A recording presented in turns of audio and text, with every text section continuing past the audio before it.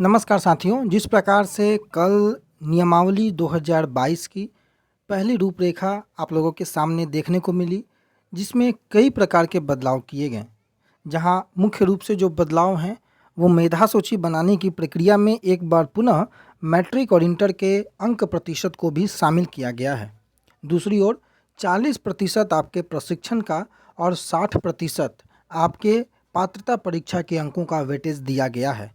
वहीं प्रारंभिक की जब नियमावली आई तो माध्यमिक और उच्च माध्यमिक के अभ्यर्थियों में भी होड़ है कि आखिर नियमावली क्या होगी। लगातार कई लोगों के प्रश्न भी आ रहे हैं। उन सभी प्रश्नों पर विराम तब लगेगा जब माध्यमिक और उच्च माध्यमिक की भी बहाली की जो नियमावली है वो सामने आ जाएगी।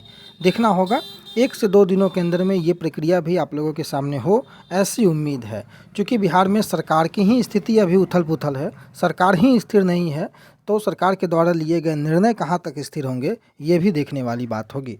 परंतु अखबारों ने जो प्रकाशित किया है, शिक्षकों की बहाली में अब सेंट्रलाइज आवेदन होंगे, ये बड़ी बातें हैं। शिक्षा विभाग तय करेगा अधिकतम ऑप्शन का प्रावधान, 7वें चरण की बहाली से लागू होगा नया नियमावली।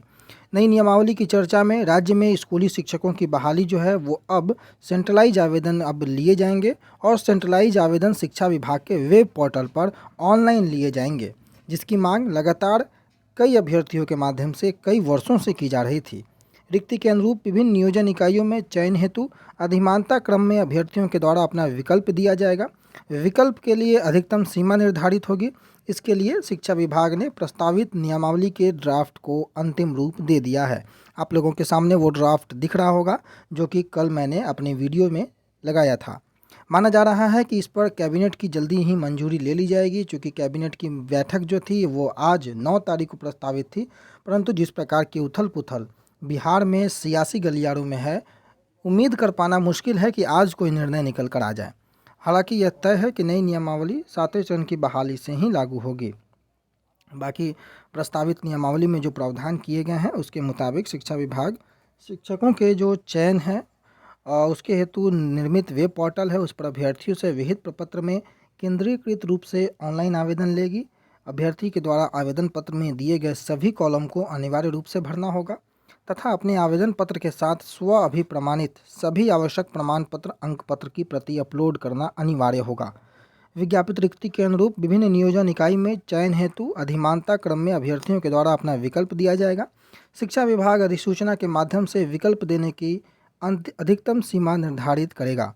वेब पोर्टल से नियोजन इकाईवार, संवर्गवार, विषयवार एवं कोटिवार तैयार किए गए चयन सूची संबंधित नियोजन इकाई को ऑनलाइन अग्रसारित कर दी जाएगी, जिसमें अभ्यर्थियों के आवेदन पत्र एवं उनके द्वारा संलग्न किए गए प्रमाण पत्र और अंक पत्र होंगे। जो चयन सूची बनेगी अंतिम रूप से संबंधित नियोजन इकाई को अग्रसारित करने से पूर्व आवेदन पत्र के साथ दिए गए प्रमाण पत्रों का मिलान अभ्यर्थी के द्वारा वेब पोर्टल पर दी गई जानकारी से करने की प्रक्रिया के संबंध में विभाग के द्वारा अलग से दिशा निर्देश जारी किया जाएगा। पोर्टल से अग्रसारित चयन सूची का अनुमोदन नियोजन इकाई के द्वारा 15 दिनों के अंदर ऑनलाइन रूप में किया जाएगा। ऐसा नहीं करने पर नियोजन इकाई पर कार्रवाई भी होगी और इसके साथ ही कई नए प्रावधान भी जो है वो जोड़े गए हैं।